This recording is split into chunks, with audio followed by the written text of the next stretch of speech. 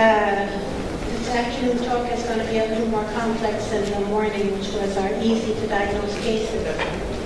And the pictures from the first talk were of Egyptian people, and the pictures from today's afternoon is going to be from Lebanon. This is the Roshi rocks that are probably familiar. So we're going to go over fine needle aspirates that are difficult to diagnose for pathologists. And these would include the inconclusive categories, either C3, which we said were the atypical smears that we think are probably benign, and C4, the atypical smears that we think are probably malignant, and also the erroneous diagnosis of false negative and false positive cases. Why is there this difficulty in fine needle aspiration? Well, first of all, there's the technical difficulty where you have either low cellularity or the cells are obscured by air drying or inflammation, blood, whatever. So you simply don't have enough cells. Second, the inexperience of pathologists interpreting breast FNA, and this is also a problem. And third, which is the real problem, is that there are lesions that have overlapping features between benign aspirates and malignant lesions. And this is what I call the true gray zone, where the lesion itself, even if you have a lot of cells from it, is very hard to diagnose with an aspirate. And this is what is going to be the focus of today's lecture. Now, the first two reasons of difficulty account for the majority of inconclusive or erroneous aspirates. About 80% of difficult cases lie in this category. And this is, as we said, operator dependent in acquiring a good smear without artifacts, and also experienced pathologists and cytopathologists that are well trained are going to have better results than inexperienced pathologists. So that category we're going to dismiss and go to the true gray zone, which is really aspirates that are difficult to diagnose, even if they're adequately represented, cellular, and you have an experienced cytopathologist still doesn't know what to do with these cases. This is called the true gray zone. It accounts for 20%, or the minority of the inconclusive and erroneous aspirates, and it's going to be the focus of interest. Now, how did I get interested in this portion of fine needle aspiration? And I think it had to do somewhat with a megalomaniac experience on my part, where over the years, aspirating many breast masses, I felt that if I had a breast mass that I could feel, and if I did the aspirate myself, I should be able to diagnose each and every case. And when I got cases that were very cellular and representative of the lesion, and I wasn't able to diagnose it as either benign or malignant, that's how I started to get interested. And I started collecting these cases along the years to see what are these cases that we're not able to diagnose on cytology. So in addition to the cases that I came across sort of, haphazard, if you will, over a period of time from 2003 to 2009, in our QA, all the FNAs are correlated with the surgical pathology. So I looked at all the aspirates that had inconclusive or erroneous diagnosis after excision, and went back and looked at all these cases and pulled the cases that had adequate and representative cytology. Okay, so the ones that didn't have enough cells or were obscured, I put them aside. I just chose the cases that had a lot of cells, that came from the lesion, and that we were not able to diagnose. And so that's one thing I did. And then after that, I also reviewed the literature to sort of get a better idea as to what was going on in other centers. So So looking at our data from 2003 to 2009, we had a total of 932 FNAs of breast. And if you look at the distribution of categories, 80%, about 80% are either benign, C2, where we are sure it's benign. I keep losing my hair here. Okay, so 40% were classified as C2, we're sure it's benign. 36% were classified as C5, we're sure it's malignant. So the vast majority, as I told you, we're sure benign, we're sure malignant. Breast FNA is very easy in general. Okay, then 11.5% are unsatisfactory, so those we're not really concerned with. And then we have the C3 and C4. The atypical cases account for a total of about 12%.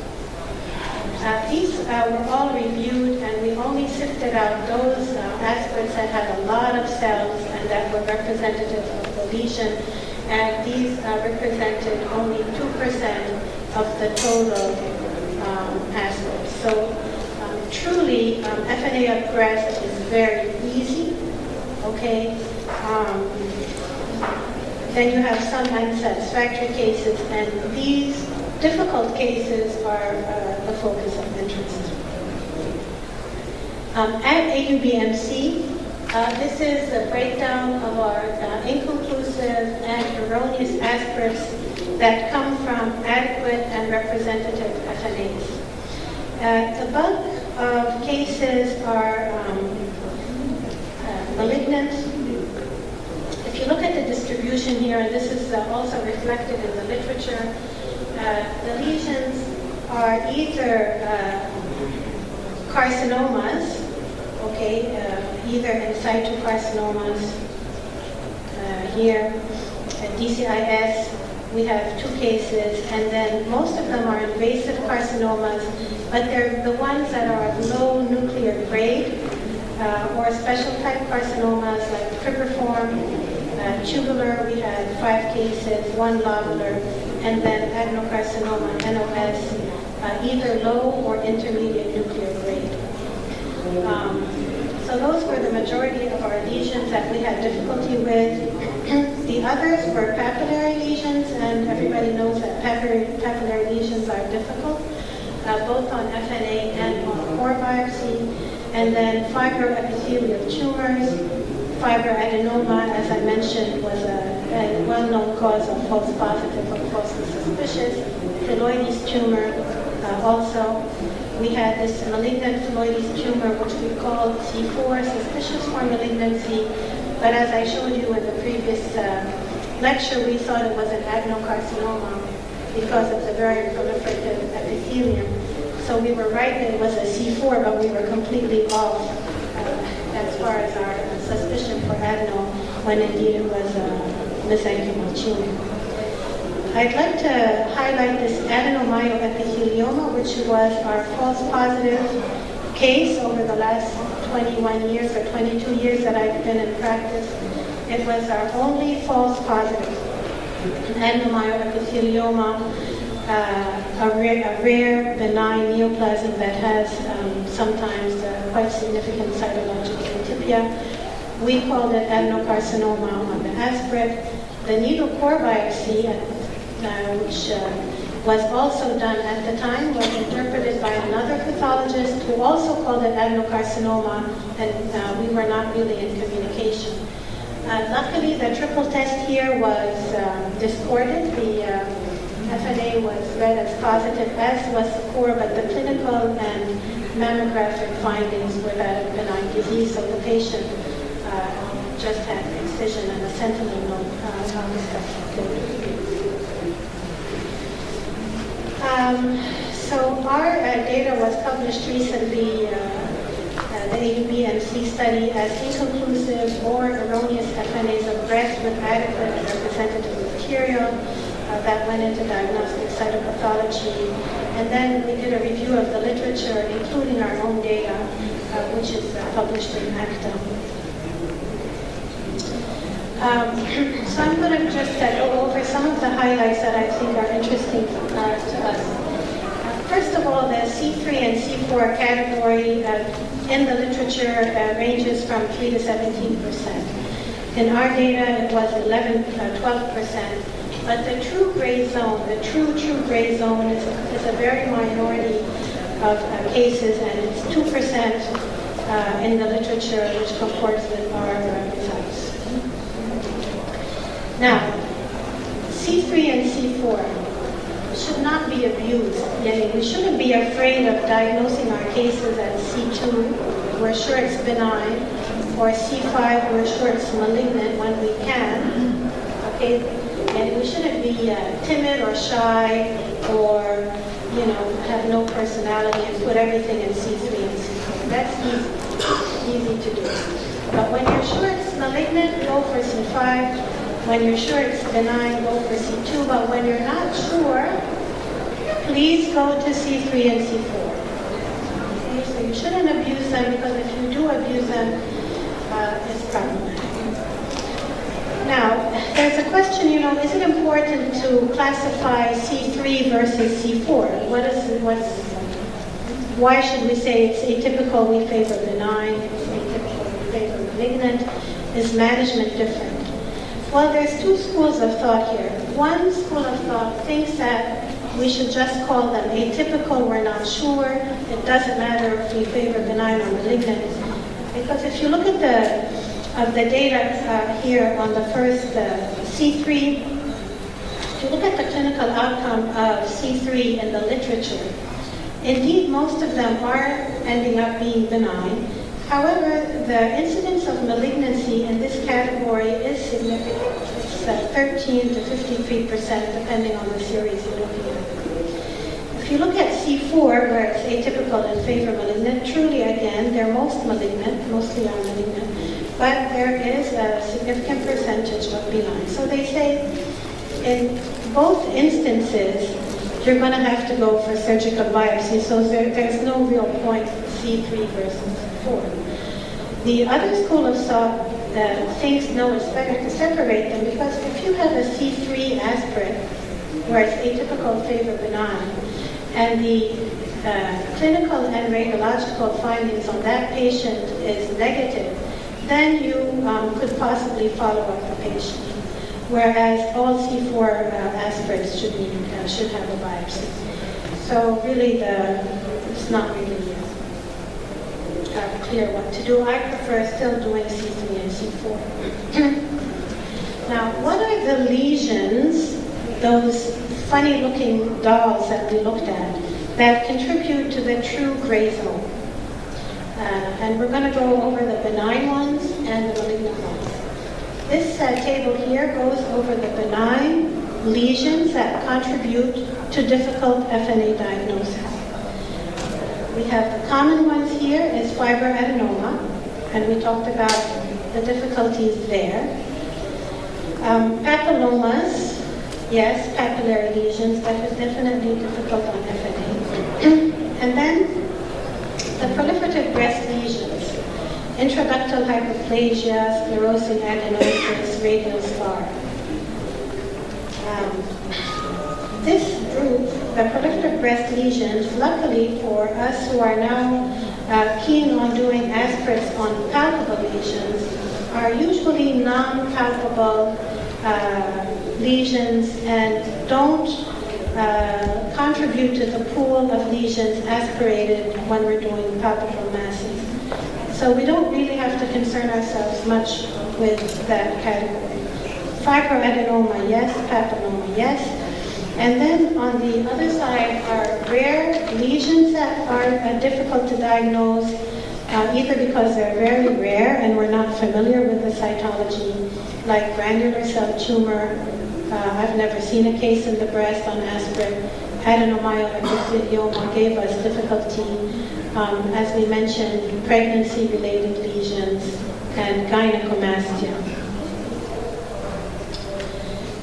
Looking at malignant lesions that are difficult to diagnose on FNA, the common ones are the low-grade malignancies with low nuclear grade.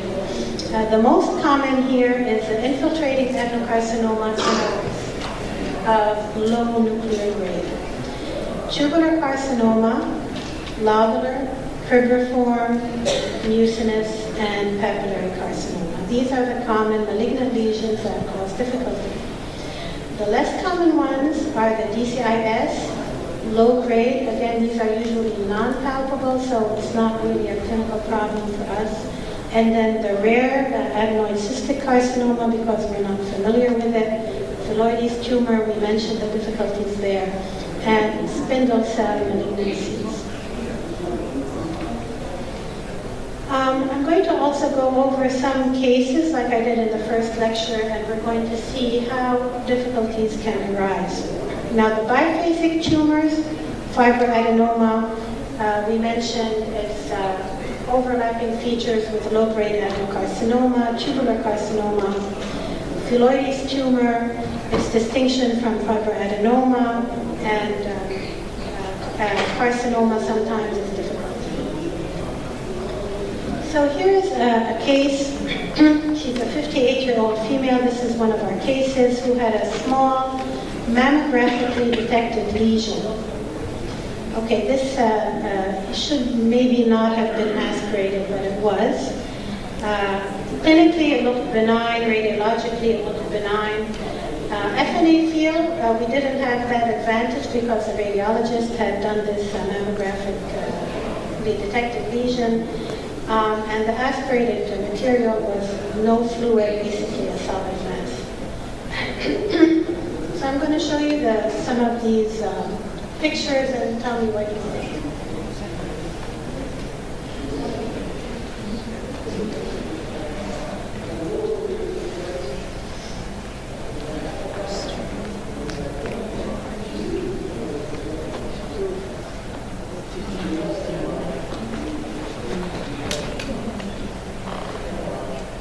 Any ideas?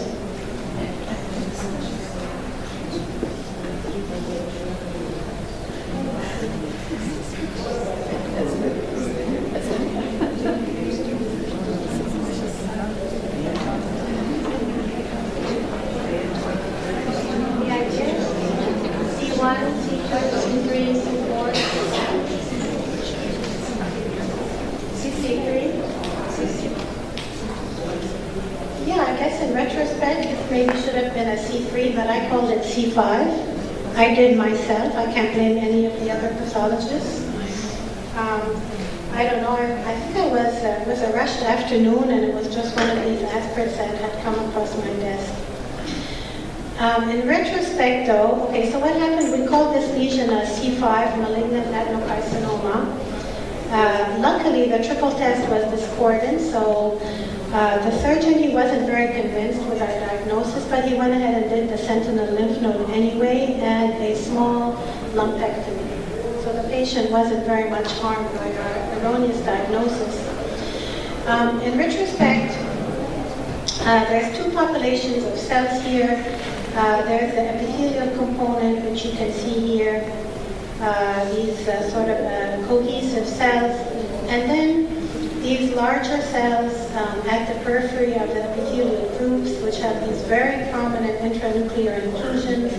The cells are quite large and atypical. Here's another one with a thin arrow that's spindly and has a markedly enlarged nucleus, sort of irregular chromatin, and these very prominent intracytoplasmic inclusions. The epithelium was not that abnormal looking, and here in this inset are these cells with foamy cytoplasm. These cells, at initial evaluation, I thought were macrophages. I didn't know what they were. And the small arrows here point to myoepithelial cells in the background. Again, here are more of the spindle cells and epithelial cells. So there's a biphasic tumor, and the epithelium looked really bland. This wasn't our first and only encounter of adenomyoepithelioma. It was a learning experience for me. And our only false positive. So our diagnosis at the time, although I don't even know how I would have called it adenocarcinoma when I look at it in retrospect, but I selected. The pathology is typical. You can see the glandular proliferation here, benign, the adeno component of the tumor, and the myoepithelial component, which is these cells with the vacuolated cytoplasm, and these large nuclei with intranuclear inclusions, and the SMA highlights the myoepithelial cells and this lovely cytoplasm that's very characteristic.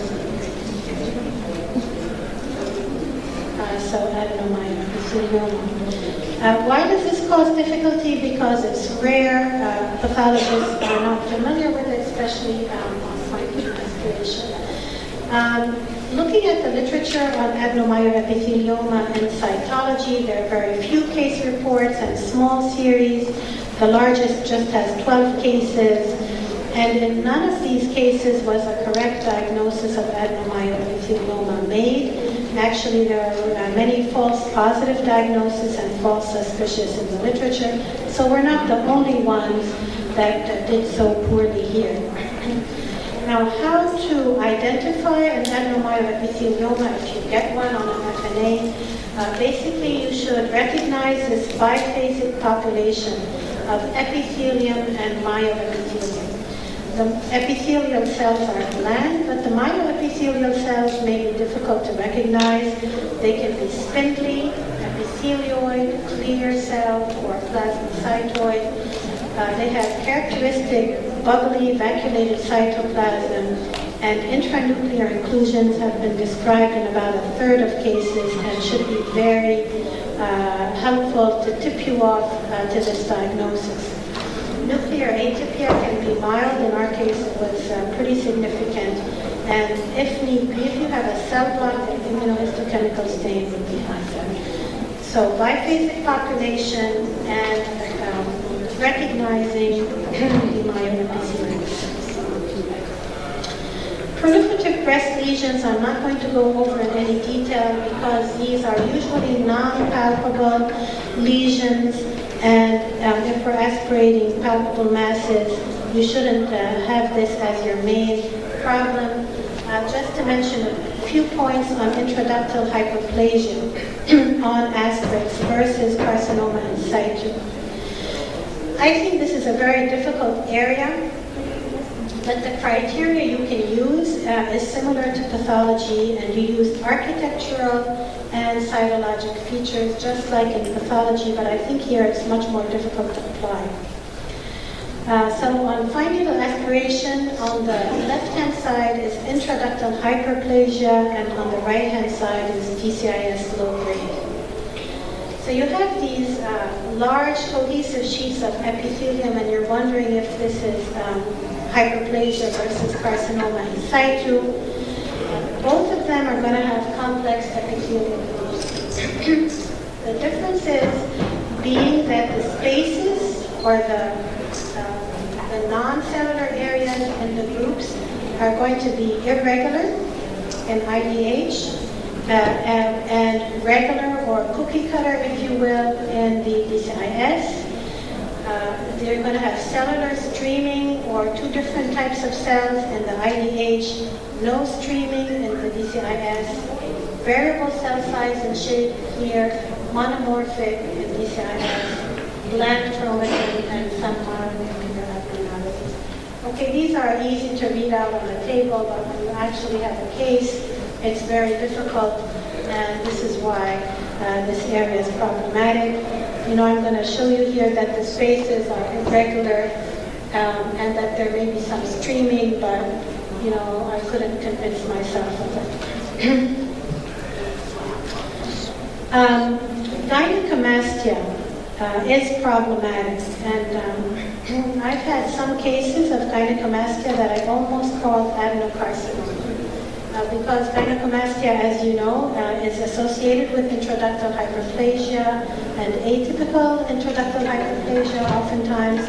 And I've had aspirates from benign gynecomastia that had so many cells with so much atypia that I almost called C5. But knowing that gynecomastia can do this, you should always be reserved, super conservative, And unless it's, straightforward, high-grade malignancy, be cautious on FNAs of gynecomastia. One word on ductal carcinoma in situ on aspirates. We don't do well at all with DCIS.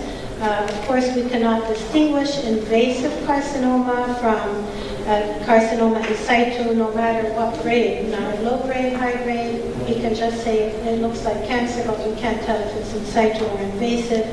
Although some authors talk about suggestive features of invasion, like if you see tumor cells invading or associated intimately with fat. I don't believe that's a very reliable criteria. Tubular structures, cytoplasmic lumina, absence of myoepithelium, all of these in my mind are soft criteria. The incidence of DCIS and FNA material, of course, depends on whether you're aspirating palpable or non-palpable masses. Luckily, most of the palpable masses are invasive cancers. Of course, not all. So the incidence ranges, if you're aspirating non-palpable masses, you have a higher incidence of DCIS, and that's why, one of the reasons why we don't like to aspirate the smaller lesions. Grade 3 DCIS is very easy to recognize as malignancy. You have high-grade nuclei, ugly cells. It looks exactly like invasive high-grade carcinoma. And you can oftentimes see the necrosis and calcification on the aspirate. It looks like invasive carcinoma. Cribriform DCIS also looks like its invasive counterpart. You have these nice cookie cutter structures in your complex epithelium. Low-grade DCIS, that's non-cribriform. Grades 1 and 2 is very hard to recognize on the aspirate. Okay, now we're going to go to the mammary invasive carcinomas that are difficult on aspirates. And we're going to show some examples. The largest category, number-wise, in this category is invasive carcinoma NOS, except it's just low nuclear grade. Okay, so this is the most common cause of C3, C4, and false negative. The criteria for this tumor is similar to the higher grade counterpart, so you have to have high cellularity, discohesion, but the nuclear changes are much less severe than what you have in high grade tumor. An interesting point here, in some of our adenocarcinomas that were undercalled in the low-grade category, is that the naked tumor cell nuclei, we misinterpreted as being myoepithelial naked nuclei. They were so well differentiated that we thought we were dealing with benign disease. So again, our data, the largest number of difficult diagnoses came from adenocarcinoma NOS. Low nuclear grade, some of them were even a little higher. Here's a case, a 55-year-old female who had an irregular, firm 2-centimeter mass, clinically suspicious, mammographically suspicious, FNA ready. Aspirated material was very hypocellular. The first two aspirates, we almost got no cells at all.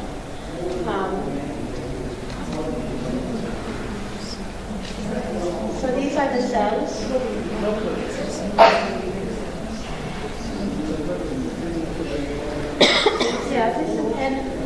These were the first two aspirates from this lady, very hypocellular, but since it was gritty and suspicious, I kept going back to get more tissue because I knew that she had a cancer, but I needed more cells to make a diagnosis. So the third aspirate gave us much more cells. And this is lobular carcinoma. We're all familiar with it.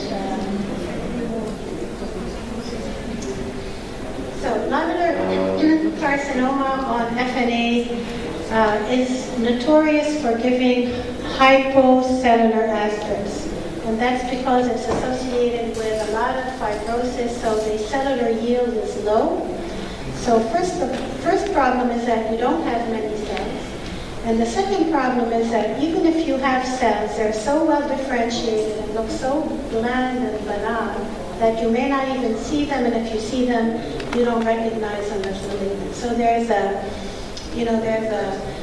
cellularity problem and there's an interpretive problem here. So when you're suspecting carcinoma and you don't have much cells, think globally. The cells are uniform, they're small, there's very minimal cytologic atypia, and what's very helpful, as you know, are these intracytoplasmic mucin vacuoles that are helpful.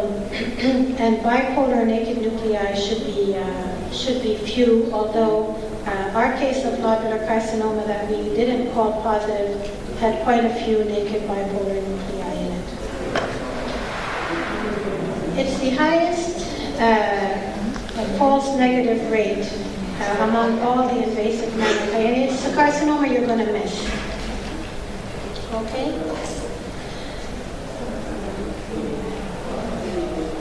Moving on to the next case. Here's a 48-year-old female who has a well-circumscribed, movable mass that sort of looks like a fibroadenoma clinically and radiologically. The FNA field was soft, it didn't feel gritty, and we aspirated this very thick mucoid material, and mucin on the aspirate looks exactly like mucin anywhere else. When you try to push it out of the needle, it's sticky with macheteke, just like mucin. I tried to find a picture of mucin that wasn't too disgusting, and I found this on the internet, some kind of animal that produces a lot of the mucin. So the mucin you can identify grossly when you're doing the aspirate. It's probably the best way to identify it. On the Diffquick stain, it has this bright pink magenta color, and on the Pap stain, it has a blue-green color. And this is an example of a Pap smear that has this thick mucinous material in the background. I'm just going to go over the slides. Again, down here, it has this pinkish look hue to it. And I think this is the Diffquick stain where it has more of a magenta color. Okay, so what are we going to diagnose this as? Mucinous carcinoma, period, no question, no problem. Is there anything else that comes in the differential? Can we diagnose mucinous carcinoma or colloid carcinoma on FNA? You don't know how much component. Exactly, you don't know what component. So you can say this is a mucinous neoplasm, but we shouldn't make the diagnosis of mucinous carcinoma because it could be partially mucinous and partially have some other kind of component that is non-mucinous. What also comes in the differential diagnosis of mucinous lesions is mucocele-like lesion, which is very difficult to distinguish from invasive mucinous carcinoma, and I'll go over that in a minute. This actually turned out to be a case of mucinous carcinoma, and this is the corresponding pathology. It was a pure colloid carcinoma. Generally, there is abundant mucin, and the tumor cells, as we saw, are in these balls, and you can see occasional scattered single malignant cells, but the cells are classically of low nuclear grade. They don't look very ugly at all. The differential with mucocele-like lesion is difficult. The epithelium in mucocele-like lesion is less cellular, and it's more cohesive and two-dimensional as opposed to these balls and occasional single cells.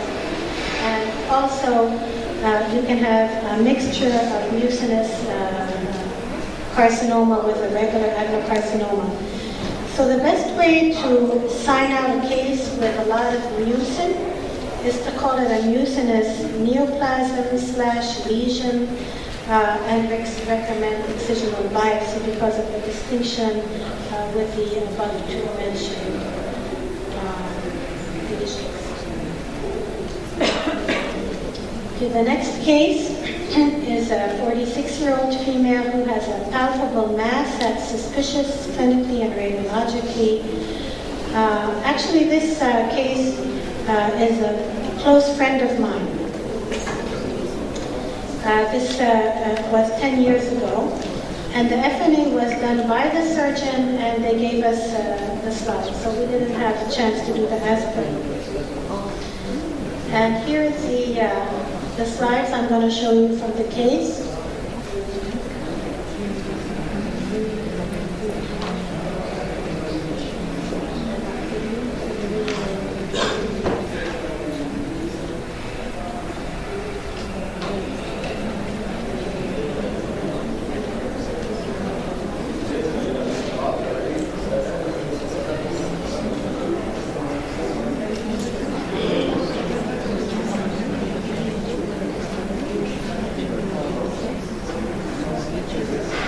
What do you think?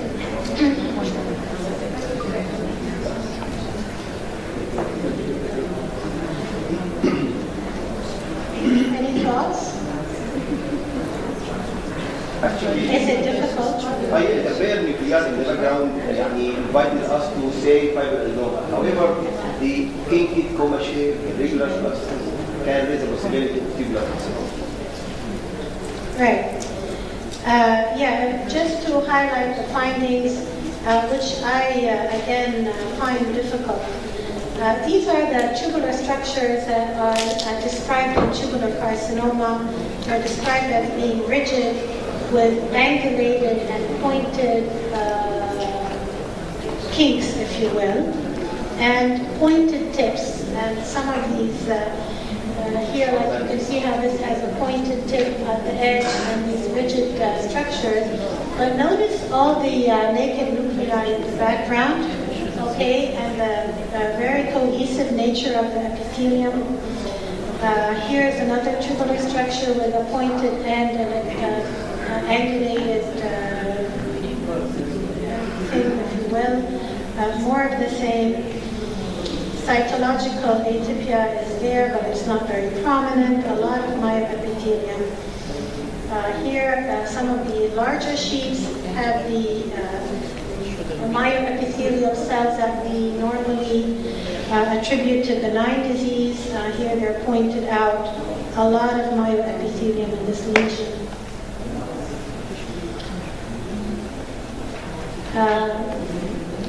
Okay, so actually we call this fibroadenoma. Although when I was looking at the case, I didn't really like it that much. But since she was my friend, I thought a fibroadenoma would be. Also, I think the problem here was that none of the pathologists actually did the aspect. So when we diagnosed this as fibroadenoma, the surgeon came in and told us, no, this is really a suspicious-looking lesion. It has this infiltrative border. It doesn't look anything like a fibroadenoma mammographically. So he went ahead, took it out with a frozen section, and it turned out to be a tubular carcinoma. So here the pathology is in the little inset here, classic tubular carcinoma, and again, notice all the myoepithelium. And here I would like to blame our misdiagnosis on Dr. Sneej, who taught me that when you see myoepithelium, benign. Well, it didn't turn out to be the case.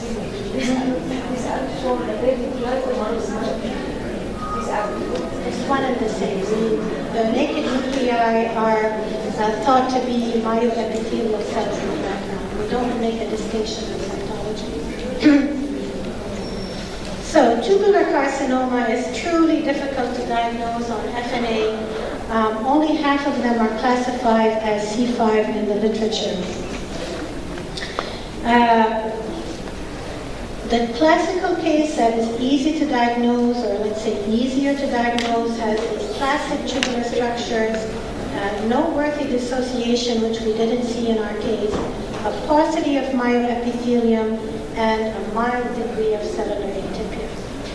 The tubules are supposed to be numerous, rigid, with an abrupt change in diameter, and ending in these pointed tips or comma-shaped projections.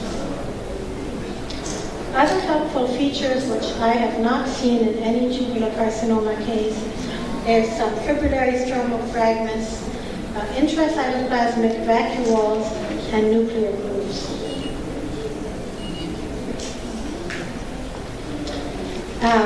Presence of myoepithelium. Now, having made this mistake and looking at tubular carcinomas after we did our study, it seems that many cases of tubular carcinoma have myoepithelial cells associated with it, okay? So the presence of myoepithelial cells, either on the epithelial fragments as we saw, or as naked nuclei in the background, have been reported to be absent or abundant, and in some cases just as much as in fibroadenomas in about 25% of cases of tubular carcinoma. So this is one case where you see myoepithelial cells, and a lot of it, it doesn't necessarily mean it's benign. So that was a pitfall for us that made us make a false negative diagnosis, especially when there was minimal dissociation, lack of significant atypia.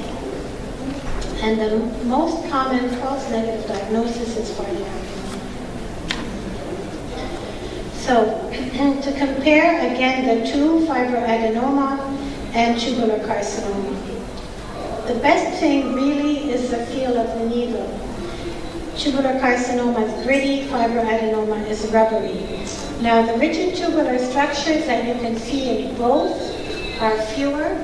In fibroadenoma, they have a more gradual, softer change in duct diameter, and they lack the pointed ends. At least that's what they say in the literature. The myoepithelial component is more prominent in fibroadenoma, but can be quite prominent in tubular carcinoma, less discohesion and less cytological dependence. So tubular carcinoma, definitely difficult.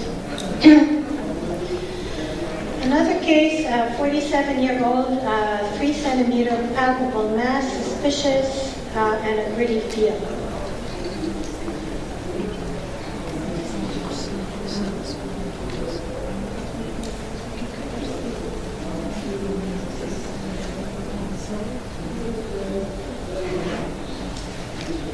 That's a difficult stain.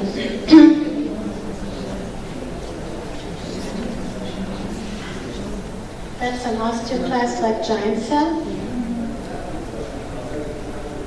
These are these large sheets of cohesive epithelium that have relatively uniform cookie cutter holes and a monomorphic cytology.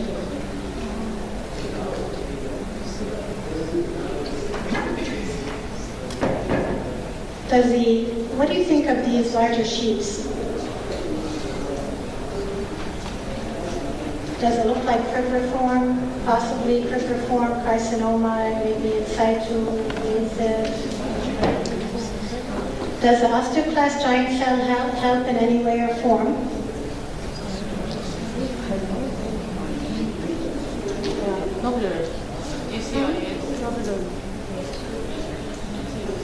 So the diploid stain here highlights these osteoclast giant cells, not very helpful. So this is turned out to be, in retrospect, when we called this a C4 actually, suspicious for malignancy, we weren't sure. But the pathology turned out to be an invasive cribriform carcinoma with numerous osteoclast-like giant cells. There's one highlighted up there, but others inside the clusters of the cribriform carcinoma. And actually, we had 4 cases of cribriform carcinoma that gave us difficulty. 2 were in situ and 2 were invasive.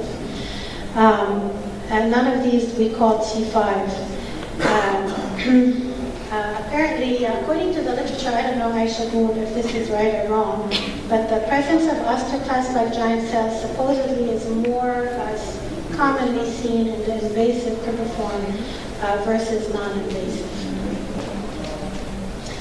So both invasive and in situ cribriform carcinomas are difficult to recognize on fine needle because the epithelium is cohesive, there's little dissociation, and it's low nuclear grade. The key to recognizing this, albeit it's difficult, is to recognize this cribriform architecture as opposed to just pure honeycombing. Sometimes it's helpful to find normal ducts to compare size. You know, if you look around and if you find ducts that have smaller nuclei, it's helpful. No myoepithelium and the osteoclast-like giant cells are more common in the invasive counterpart. So cribriform carcinoma is difficult. I'm going to show you two slides on another case.